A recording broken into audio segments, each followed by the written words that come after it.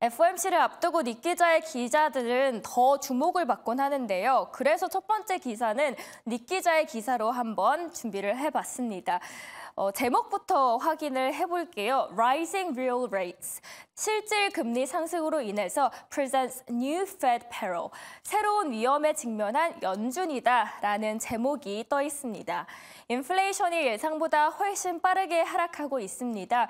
그럼에도 불구하고 이건 문제입니다. 그 이유는 인플레이션이 지속적으로 연준의 목표치인 2%대로 회복이 된다라고 하면 실질 금리가 상승을 하면서 경제 활동을 과도하게 제한할 수 있을 수 있기 때문인데요.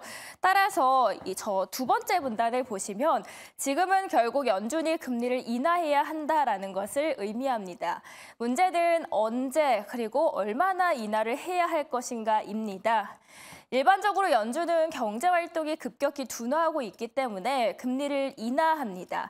이번에는 그런데 아니다라는 논리를 펼치고 있습니다. 이 경제 성장률은 작년 말까지 놀라울 정도로 굉장히 견조한 수준을 유지를 했는데요. 오히려 연준은 인플레이션 연착륙으로 인해서 실질 금리가 행동에 나서지 않을 경우에는 불필요하게 제한될지 여부를 고민하고 있다는 겁니다. 조만간 여기에서는 금리 인하에 반대하는 움직임, 그러니까 채권 수익률은 하락하고 주가는 오히려 상승을 해서 경제 활동과 소비자 지출을 강화할 수 있다라고 하면서 이런 이유로 인해서 연준의 전 수석 이코노미스트 윌리엄 잉글리쉬는 당국자들의 5월 또는 그 이후까지 금리 인하를 기다릴 수 있다라고 말합니다.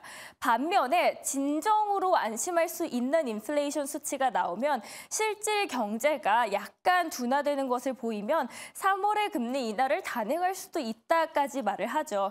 한편 헤지펀드 딥마키는 올해 성장률과 고용이 예상을 뛰어넘을 것이기 때문에 연준이 6월까지 금리 인하를 미룰 것으로 예상을 하고 있습니다.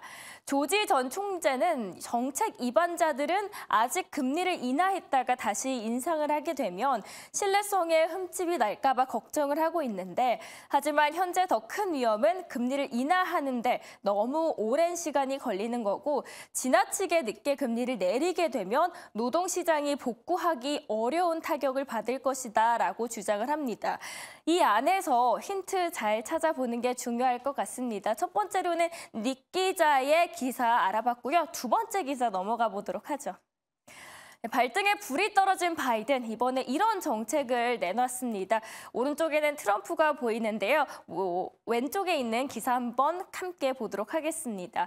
Looking for economic wins, Biden will award chip cash. 경제적인 승리를 위해서 바이든은 칩 캐시를 수여할 것이다 라는 말입니다. 바이든 행정부는 앞으로 몇 주 안에 인텔과 대만 반도체 제조 회사에 수십억 달러의 보조금을 지급하면서 새로운 공장을 건설하는 데 도움을 줄 것으로 예상이 되고 있습니다. 그리고 이 보조금은 첨단 마이크로칩 생산을 재개하고 자체 칩 산업을 빠르게 발전시키고 있는 중국을 견제하기 위한 530억 달러 규모의 칩 법안의 일부이라고 하는데요. 가장 유력한 수혜자로는 보이시는 대로 인텔이 써져 있고요. 그리고 오하이오, 뉴멕시코, 오레곤에서 435억 원 달러 이상의 비용이 소요가 되고 이 외에도 다른 기업들은 총 400억 달러를 투자해서 피닉스 인근의 2개의 제조 공장, 즉 팹을 건설 중인 TSMC입니다. 참고로 애리조나와 오하이오는 11월에 대통령 선거와 의회 선거에서도 격전지로 꼽히는 주입니다. 그리고 한국의 삼성전자도 함께 써 있습니다. 댈러스 인근에 173억 달러 규모의 프로젝트를 진행하고 있었는데 마이크론 테크놀로지, 텍사스 인스트루먼트 그리고 글로벌 파운드리도 유력한 경쟁자 중 하나입니다.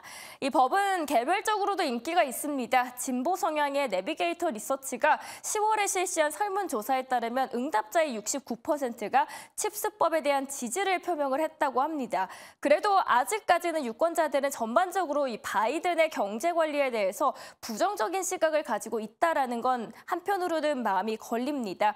월스트리트 저널의 12월 여론조사에 따르면 바이든노믹스를 긍정적으로 평가한 유권자는 30% 미만이었고요. 부정적으로 평가한 유권자는 절반을 넘었다라는 점에서 이번 법안이 얼마나 바이든에게 표심이 몰릴지 한번 지켜봐야 될 것 같습니다. 오늘 이렇게 두 가지 외신 스케치 함께 전달해드렸습니다.